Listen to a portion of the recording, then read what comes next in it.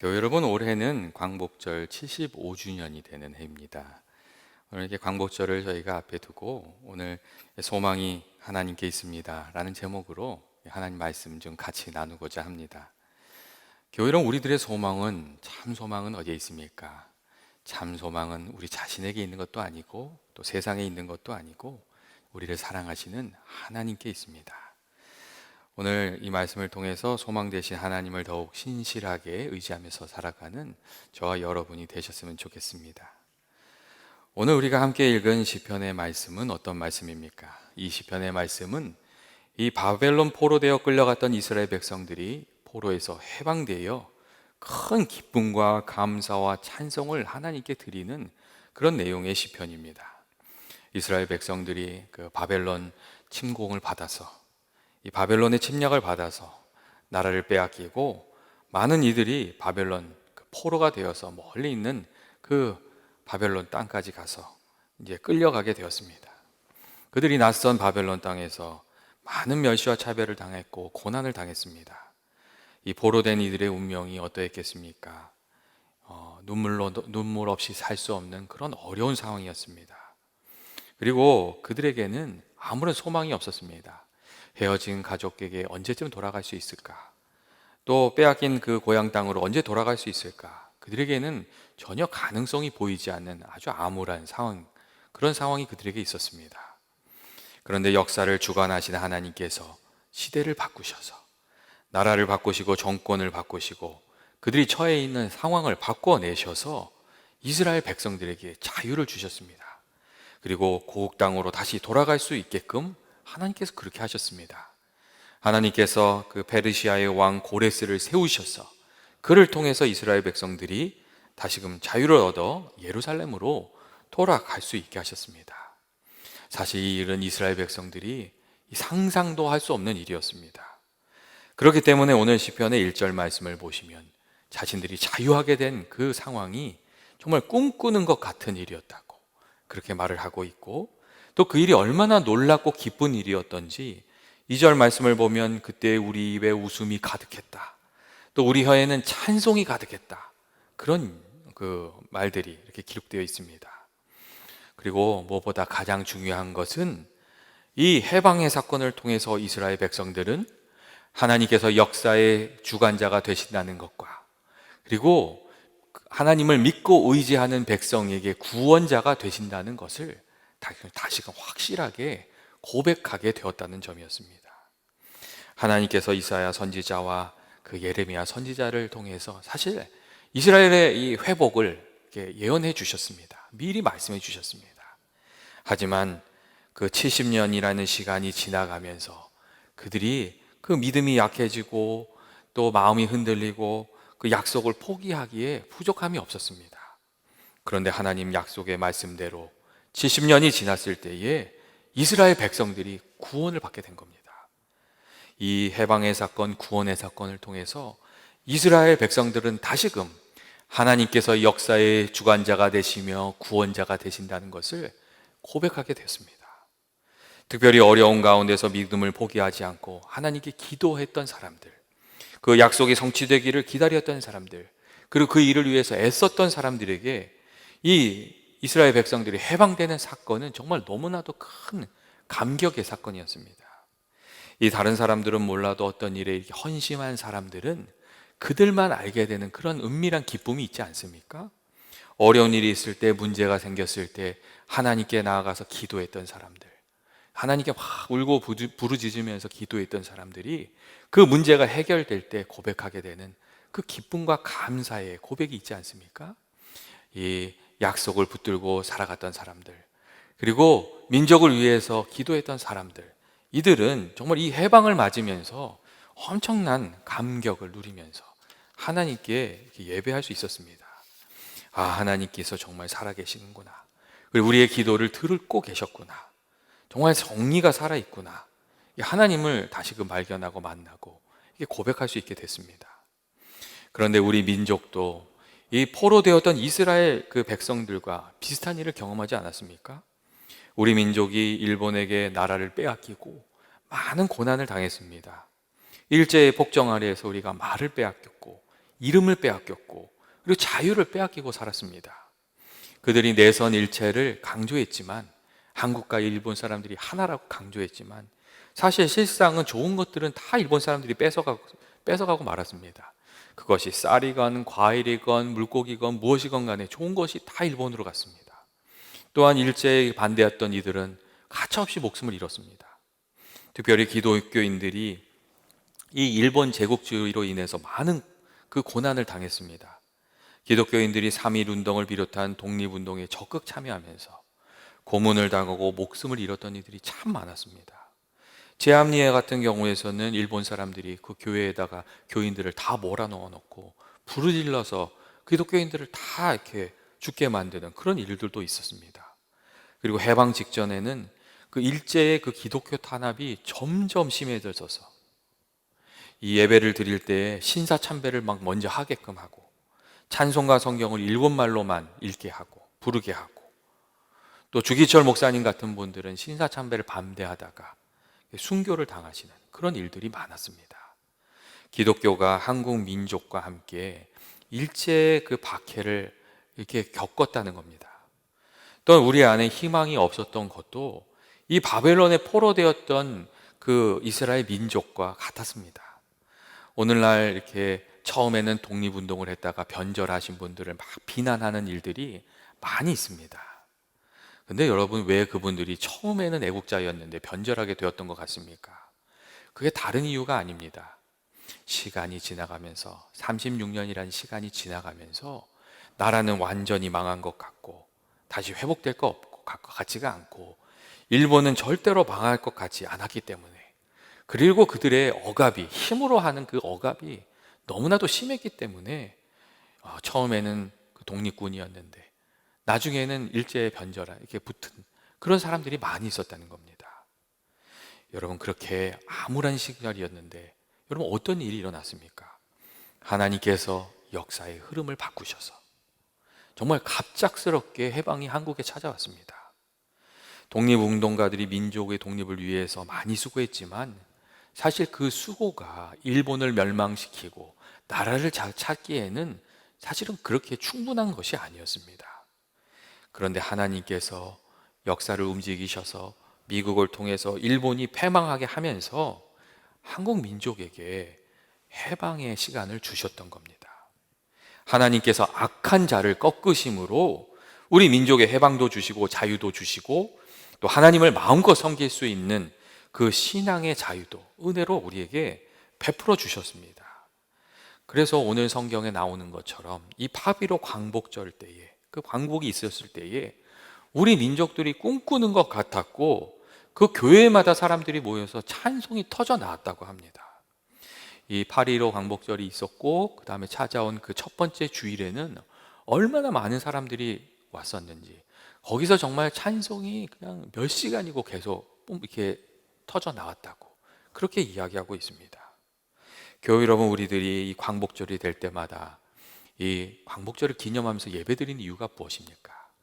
그 이유는 그 일제의 박해를 기독교인들이 신앙을 지키기 위해서, 진리를 지키기 위해서 우리 민족과 함께 그 고난당하고 이겨냈기 때문입니다. 그 광복과 함께 그 민족의 자유도 찾고 신앙의 자유도 찾고 살아 역사하시는 하나님의 은혜도 경험하였기 때문에 우리가 이 광복절이 될 때마다 하나님께 감사의 예배를 드립니다. 이스라엘 백성들이 바벨론 포로에서 돌아오게 되었던 사건, 우리 민족이 일제의 만왕에서 해방된 이 역사의 사건이 우리에게 말씀해 주는 것은 무엇입니까? 그것은 하나님께서 역사의 주인이시고 하나님께서 억압당하는, 고난당하는 이들의 소망이 되어 주신다는 겁니다. 하나님께서 상한 각대를 꺾지 않으시고 꺼져가는 등불을 끄지 않으시고 그 간절한 부르짖음을 듣고 응답해 주시는 분이시다는 것을, 사실 이 역사적인 사건이 우리들에게 반복해서 말씀해 주고 있습니다. 여러분, 우리가 믿고 의지하는 하나님은 어떤 분이십니까? 하나님은 역사의 주인이시고 자기 백성을 위해서 큰 일을 이루시는 분이십니다. 그런데 우리가 많은 경우 하나님을 믿는다고 하면서도 정작 믿어야 할 때에 믿지 못하는 경우가 종종 있습니다. 어려운 때에 정말 주님을 붙들어야 되는데 마음이 흔들리게 되는 때가 종종 있다는 겁니다.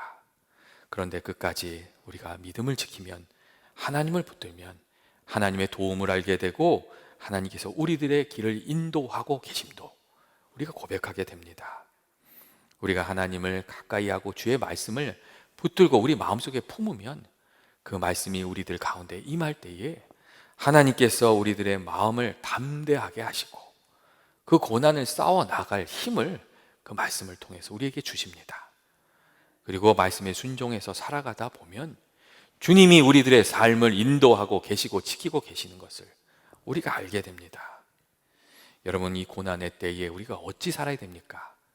주님께서 우리를 지켜주시는 줄 믿고, 주님께서 우리 자기 백성을 위해서 큰 일을 하실 것을 믿고 이 믿음으로 살아가는 저와 여러분이 되시기를 원합니다.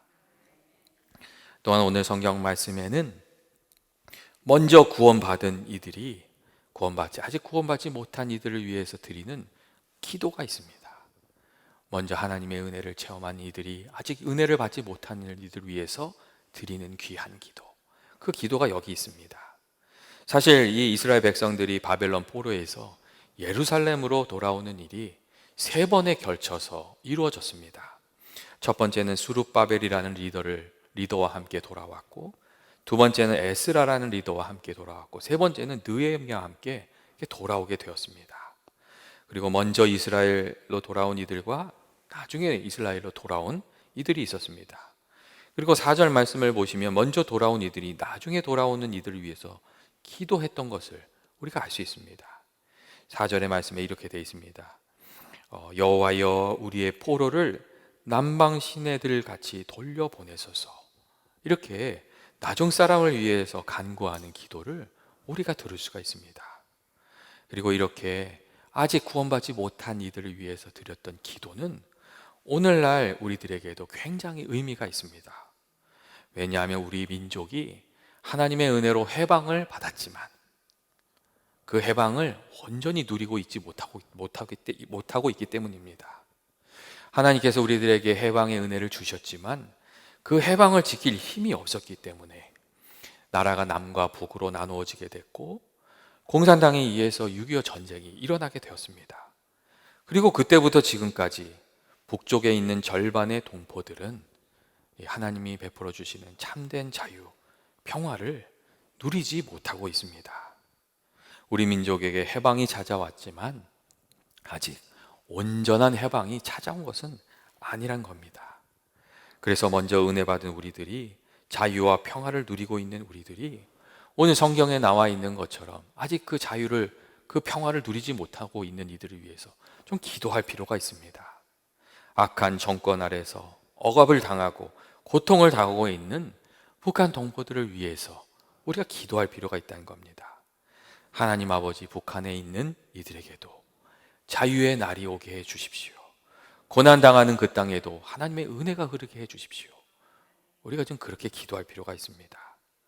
그리고 우리가 조금만 더 이렇게 눈을 들어서 세상을 보면 우리가 정말 기도해야 될 그 그리스도인 형제 자매들이 이 세상에 많이 있다는 것을, 이 고난과 억압 가운데 있는 그리스도인들이 있다는 것을 우리가 알 수가 있습니다. 제가 얼마 전에 크리스찬 투데이지를 이렇게 좀 읽었는데 거기에 파키스탄에 살던 14살 그 마리아라는 소녀의 이야기가 있었습니다. 그 소녀가 무슬림에게 이렇게 납치당해서 강제로 끌려간 겁니다. 그리고 끌려간 곳에서 이게 강제로 무슬림으로 개종을 당하고 그 다음에 그 납치된 사람한테 하고 결혼을 하게 된 겁니다. 그러다가 기회를 틈타가지고 마리아가 도망을 친 거예요. 그런데 이 파키스탄 이 법원이 어떤 결정을 내렸냐면 그 아이가 무슬림이 되었고 무슬림 남자와 결혼했기 때문에 다시 그 남자에게 돌아가야 한다는 것이었습니다. 그리고 평생을 자기를 납치했던 남자를 남편으로 부르면서 살아야 된다고, 그런 판결을 내렸습니다. 여러분, 우리가 살아가고 있는 이 시대에 그런 일들이 일어나고 있는 겁니다. 우간다의 목회자 피터 카굴라가와 성도인 툴레 몬바야는 복음을 전했다는 이유로 이슬람 강경파에 의해서 살해를 당했습니다. 또 중국에서는 첸 웬생이라는 사람이 거리에서 복음을 전했는데 그것이 불법이란 이유로 열흘간 감옥에서 갇혀야 됐어요. 갇혀 이 감옥에 수감 생활을 해야 됐습니다. 이 이야기들이 아주 오래전에 어디에서 일어난 그런 일들이 아닙니다. 오늘날 우리가 살아가는 이 시대에 일어나고 있는 일들입니다. 그리고 이러한 이야기들은 우리가 기도해 주어야 할 믿음의 형제 자매들이 많이 있다는 것을 우리에게 이야기해 줍니다. 예전에 제가 아는 목사님이 이렇게 신문이나 이런 걸 보다가 이렇게 하나님께서 이렇게 마음 찡하게 해주시는 것을 보면 그 신문지를 가지고 들고 가서 이렇게 기도하시는 분이 있었습니다. 여러분, 우리 삶의 주변에 일어나는 일들을 놓고 좀 예수 믿는 사람들이 좀 기도할 필요가 있습니다. 여러분, 또한 우리가 떠나온 조국 한국은 어떻습니까? 한국도 점점 기독교에 대한 편견과 차별과 비방이 늘어가고 있습니다. 특별히 포괄적 차별금지법이 통과되지 않도록 우리가 비록 한국에서 좀 떠나왔지만 기도해 줄 필요가 있습니다. 그곳에 정말 참 믿음이 이렇게 지워질 수 있도록, 교회가 참 교회로 설 수 있도록 좀 기도해 줄 필요가 있습니다. 여러분, 그리고 우리가 살아가고 있는 미국은 여러분 어떻다고 생각하십니까? 이 코비드 19 때문에 고난당하고 있는, 어려움 당하고 있는 이들이 많이 있지 않습니까? 우리가 우리 자신을 위해서 기도하면서 어려움 당하고 있는 이들을 위해서 또 기도해야 됩니다. 그리고 이 미국 땅이 다시금 이 청교도의 신앙을 회복할 수 있도록 우리가 좀 기도할 필요도 있습니다. 예전에는 이 미국이 청교도의 땅이었지만 이제는 많이 바뀌게 되었습니다. 예전에도 물론 교회를 싫어하는 사람들이 있었지만 요즘에는 그 정도가 아닙니다. 노골적으로 기독교인들을 비하하고 반대하는 이들도 이 미국 땅에 많이 생겼습니다. 사실 우리가 학교를 위해서, 또 그 대학들을 위해서, 직장들을 위해서, 우리가 살아가고 있는 미국 땅을 위해서 좀 많이 기도하고 주님께서 역사하여 주셔서 정말 우리 자녀들이 마음껏 이 신앙생활 하면서 하나님 은혜 누릴 수 있도록 우리가 좀 기도하고 마음을 모아갈 필요가 있습니다. 그것이 또 그리스도인된 우리가 감당해야 될 사명이기도 합니다. 하나님 아버지, 포로던 이들이 풀려지게 해주십시오. 그리고 이곳이 하나님의 자유가 풍성한 곳이 되게 해주십시오. 우리가 마음껏 믿음 생활할 수 있도록 주님 길을 열어주십시오. 그들에게도 우리에게도 은혜 베풀어 주옵소서. 이렇게 좀 기도할 필요가 있습니다. 마지막으로 오늘 말씀은 어려움이 있더라도 소망이 되시는 하나님을 바라보면서 믿음의 씨앗을 뿌리면서 살아가야 한다, 그렇게 말씀해 주고 있습니다. 5절과 6절의 말씀에 이렇게 되어 있습니다. 눈물을 흘리며 씨를 뿌리는 자는 기쁨으로 거두리로다. 울며 씨를 뿌리러 나가는 자는 반드시 기쁨으로 그 곡식단을 가지고 돌아오리로다. 여러분, 이 말씀이 무슨 말씀입니까? 고난 중에도 우리가 믿음을 잃어버리지 않고 주님을 붙들고 기도하면서 나아가면 하나님께서 귀한 열매 거두게 해 주실 것이라는 그런 약속의 말씀입니다. 여러분, 이스라엘 백성들에게도 눈물을 흘리면서 씨를 뿌렸던 그런 시간들이 있었습니다. 어렵고 힘들고 답답하고 막막한 시간들이 있었습니다. 하지만 약속을 붙들고 기도하고 씨를 뿌렸던 그들은 하나님께서 그 약속이 성취되게 되는 그 귀한 은혜를 또 누리게 되었습니다. 리빙스턴 선교사님의 이야기 중에 이런 이야기가 있습니다. 리빙스턴 선교사가 아프리카에서 그 노예 해방을 위해서 많이 수고를 했습니다. 그래서 막 자기가 파송됐던 영국 정부와 막 갈등도 빚고 그런 일들이 많이 있었고, 사실 또 그런 일들 때문에 리빙스턴 선교사가 많이 유명해졌습니다. 오늘날 리빙스턴 선교사님에 대해서 또 뭐 안 좋은 얘기도 좀 있지만, 하여튼 그분이 이 아프리카 선교에 있어서 엄청난 기여를 많이 했습니다.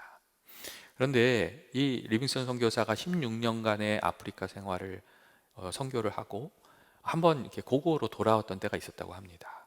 근데 이 리빙스턴을 환영하기 위해서 나왔던 사람들이 다 기차에서 내리는 리빙스턴을 보면서 깜짝 놀랐습니다.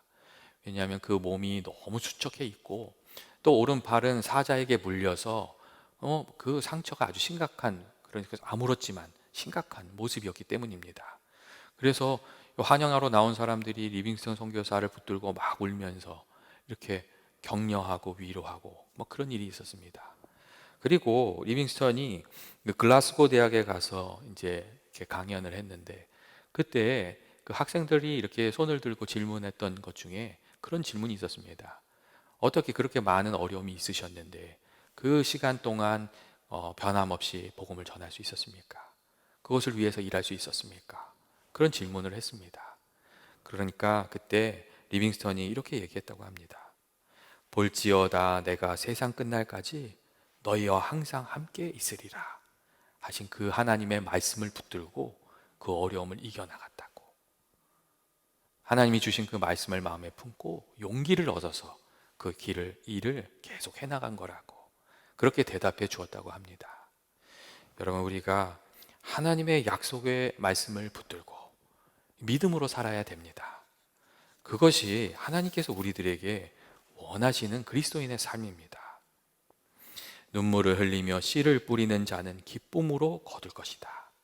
울며 씨를 뿌리러 나가는 자는 반드시 기쁨으로 그 곡식단을 가지고 돌아올 것이다.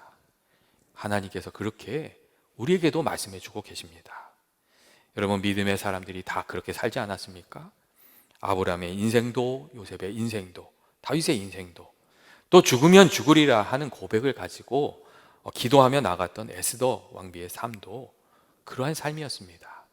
그리고 히브리서에 나오는 다 믿음의 선조들이 걸어갔던 길도 약속의 말씀을 붙들고 살아가는 그 믿음의 삶이었습니다.